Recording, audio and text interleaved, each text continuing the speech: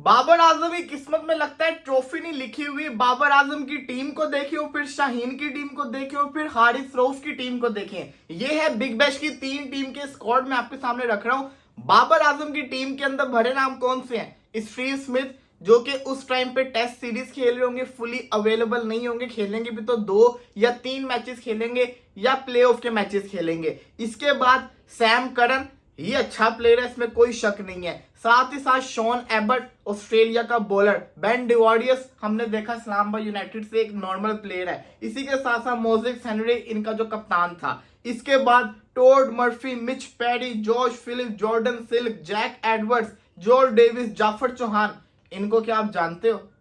भाई साहब, आजकल जो क्रिकेट चल रही है, 3 नामों से आप नहीं जीत सकते ट्रॉफी।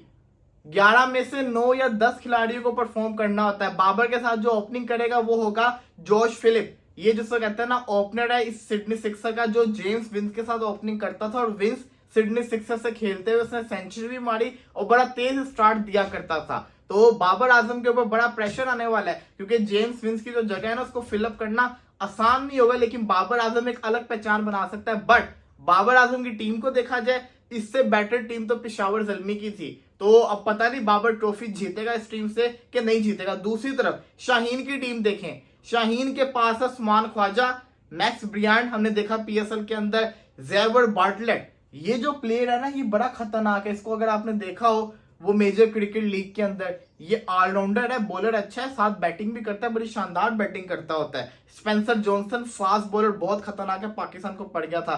कोलिन मुनरो, मैथ्यू रेंशा, बल्लेबाज शानदार किस्म का। मिक स्विनी, कुनहेमन बॉलर है। इसी के साथ साथ टॉम एस्लोप, इन्होंने विकेट कीपर लिया हुआ है। तो इस टीम को आप देखेंगे कि सिडनी सिक्सर से ज्यादा स्ट्रॉन्ग नजर आ रही है ये वाली टीम। और फिर अगर आप मेलबर्न स्टार को देखेंगे, हारिस रऊफ की टीम, तो उसके अंदर मैक्सवेल, मार्कस स्टोनस, ये 2 प्लेयर मौजूद है। स्कॉट बोलैंड, इसके अलावा टॉम करन, जो क्लार्क, जिनको हम T20 लीग्स में देखते रहते हैं, Peter Siddle, Cartwright, McKenzie, Swepson, fast boss उनका बॉलर। इसी के साथ साथ Steketee, Tom Rogers, Cartwright.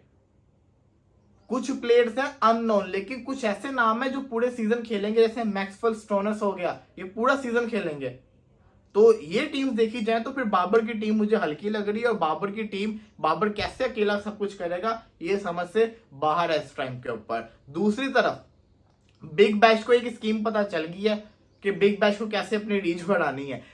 Big bash के अंदर कल कितने प्लेयर सोल्ड हुए? तकरीबन 30 प्लेयर सोल्ड हुए। ऐसा ही है ना, जिसमें से 6 पाकिस्तानी से, 7वां हसन खान यूएसए का था। ऐसा ही है। आप किसी भी फ्रेंचाइज के, जिसको कहते हैं ना, सोशल अकाउंट पे चले जाओ, बिग बैश ने 30 प्लेयर सोल्ड हुए, लेकिन खाली उन्होंने शाहीन की जो पोस्ट थी ना, वो अभी तक 6 पोस्ट कर चुके हुए हैं, खाली शाहीन की। हालांकि 30 प्लेयर बिकी हैं, हर एक की एक पोस्ट। पाकिस्तानी प्लेयर्स की ज्यादा, और स्पेशली शाहीन की 6 पोस्ट कर चुका हुआ है।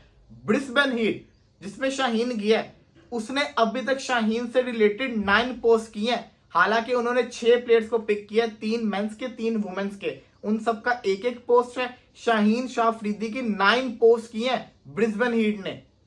समझ रहे हो मेरी बात कि नहीं समझ आ रही? इसका मतलब यह है कि इन टीम्स को पता चल गया है कि हमने इसको कैश करना है, हमने बड़े नाम पे पैसा खर्च किया, अब ये आया अपने साथ फैन बेस लेकर आया, हम इसको कैश करेंगे। कैश करने का ये तरीका है, और वो कैश कर रहे हैं। यही तो तरीका है कैश करने का।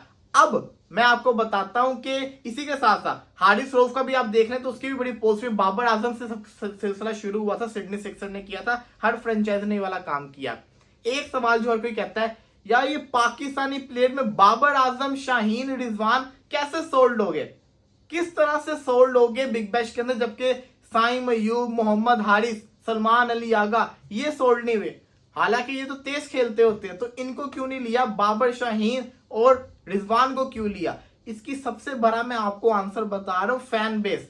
अब जो फ्रेंचाइजीज होती है ना, वो क्वालिटी प्लेयर्स को नहीं लेती, मतलब कि तेज खेलने वाले प्लेयर्स को नहीं लेती। क्वालिटी प्लेयर तो ये भी हैं, तेज खेलने वाले प्लेयर्स को नहीं लेती। वो प्रेफर करती है कि किससे उनकी फ्रेंचाइज ऊपर जाए, और जो लीग होती है ना, वो प्रेफर करती है कि फ्रेंचाइजीज ऊपर जाए तो हमारी लीग ऊपर जाए।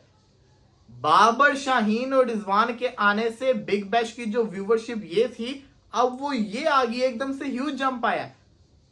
सिडनी सिक्सर ने जब बाबर को साइन अप किया, हर टीम ने देखा कि एक दिन में लाख लाख फॉलोअर्स बढ़ रहा है, रीच इतनी आ रही है, डिमांड बढ़ रही है, पाकिस्तानी फैन बेस ज्वाइन कर रही है। इवन के सिडनी सिक्सर के बंदे ने ये बोल दिया कि बाबर के 6 मिलियन फॉलोअर हम उम्मीद कर रहे हैं कि $1 की मेंबरशिप भी लेंगे। इससे आप अंदाजा लगा ले पैसा कैसे कमाया जाएगा। $6,000 तो ऐसे ही बन जाएंगे, इस ज्यादा ही बनेंगे, बल्कि गलत हो गया मेरे से।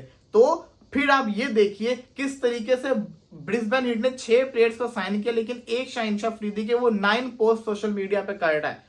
आपका बिग बैश लीग जिसने 30 प्लेयर्स को ड्राफ्ट के अंदर साइन अप किया, लेकिन वो शाहीन के खाली 6 से 7 पोस्ट कर रहा है। क्यों कर रहा है?